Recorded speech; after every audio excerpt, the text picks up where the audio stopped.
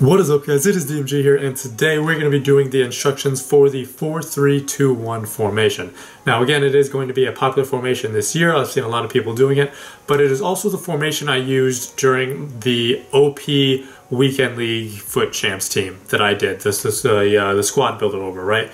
And yeah, like obviously the players were amazing in it, but also the formation I think really helped bring out the quality of the players as well. So this is the team that we used, and I'll go over like a different team and kind of what some instructions mean as well. But for the instructions in this team specifically, for the left and right back, stay back while attacking, which is what we normally do. We have the midfield on at least one of the center mids, the more defensive-minded player, stay back while attacking and stay on the edge of the box for crosses. The box-to-box midfielder on the same thing, and then the more attacking player just on balanced, right?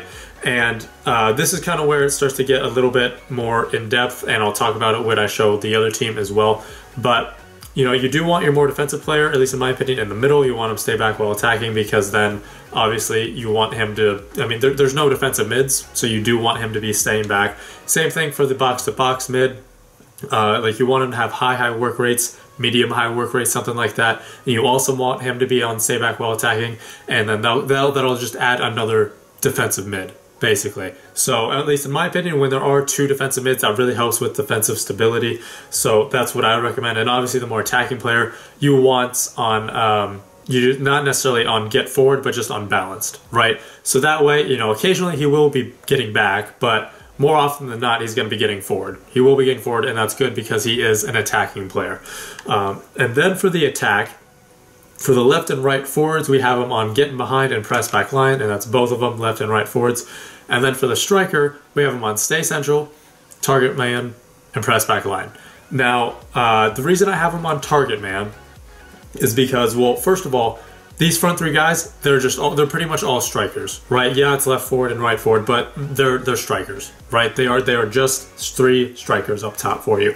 So what I would want, the reason I have the central guy on target man and stay central is because I want him to be like that link up play between the attack and between the midfield. I want him to be that link up play. So, you know, initially, I do kind of want him to be a center forward, center attacking mid, but not the entire time, just initially, because then when he is playing that center attacking mid, center forward initially, he is that link up play. You know, once you get him the ball and you pass it off to the left forward, right forward, one of the center mids, whatever, you can do kind of like that 1-2 pass, right, where you hold LB and pass the ball, and then he'll be sprinting forward, and then he'll go right back to playing striker, and then it, you know, all is good then. So it's just initially that I want him to be the target man, right? If you have him on getting behind, he's never going to be that target man. But, you know, if you have him on target man, he's obviously going to be, you know, that link up play. And then you can send him on getting behind, right? You can't tell one of your players to be a target man just by pressing a certain button. But you can tell him to get in behind just by doing a 1-2.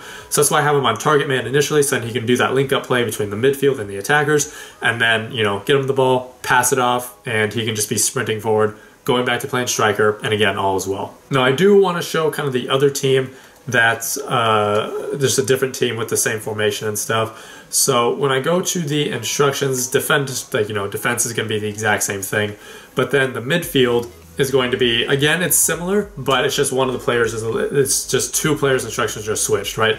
Again, more defensive players are going to be in the middle, stay back while attacking, stay on the edge of the box for crosses. And then Parolo here, which is the box-to-box mid, is on stay back while attacking and stay on the edge of the box for crosses, while as Fakir, who is more the attacker, is going to be on balanced everything, right?